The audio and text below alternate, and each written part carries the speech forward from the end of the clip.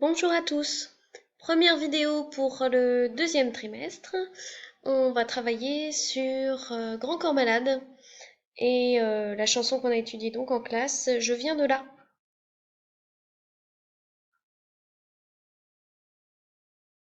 Voilà, alors, première chose, la définition de slam que vous n'avez pas tous trouvée, qui doit être complète. Le slam, donc c'est un nom masculin de l'anglais to slam qui signifie claquer.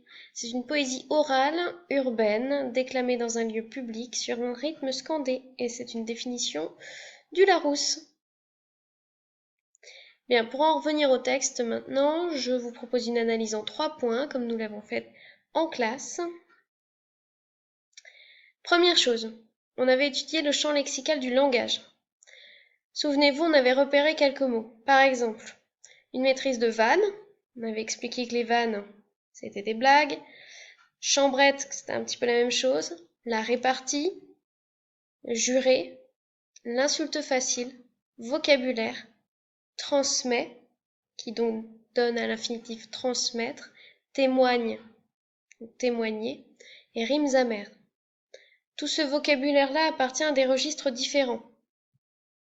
Donc parmi les registres que nous pouvons rencontrer dans le slam, il s'agit surtout du registre courant et familier. Attention au registre familier, je le rappelle, on ne l'utilise pas n'importe quand. Continuons.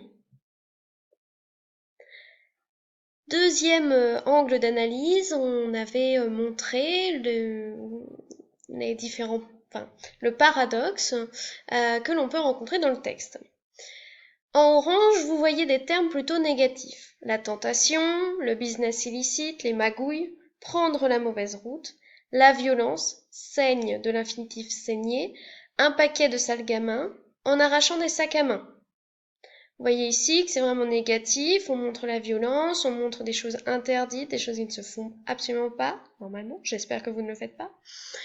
Et on avait aussi montré des choses très positives, par exemple, savoir choisir son chemin, écarter pas mal de doutes, des métiers qui sont tout à fait intéressants et légaux surtout. Donc sportif, artiste, chanteur, avocat, fonctionnaire, cadre supérieur. Et l'auteur continue en disant « J'ai encore plein de métiers sur ma liste ». Donc qu'est-ce que ça montre là?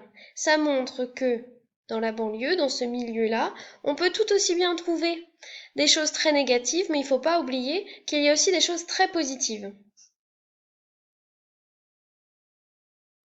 Dans un troisième point, on avait étudié la dernière strophe qui est assez intéressante, dans le sens où on voit plusieurs points se dégager. Le premier, dans le premier paragraphe affiché ici. Donc comme partout, quand on dort, on fait des rêves. Des gens naissent, des gens s'aiment, des gens crèvent. C'est comme tout endroit sur terre. Bien, ces quelques extraits de phrases montrent à quel point finalement vivre en banlieue, c'est comme vivre partout ailleurs.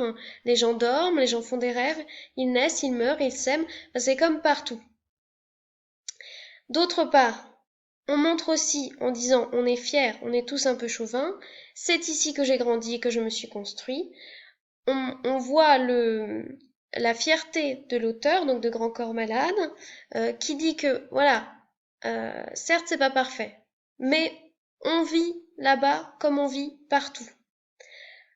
On a peut-être un côté négatif, voire positif, ça dépend comment on le prend.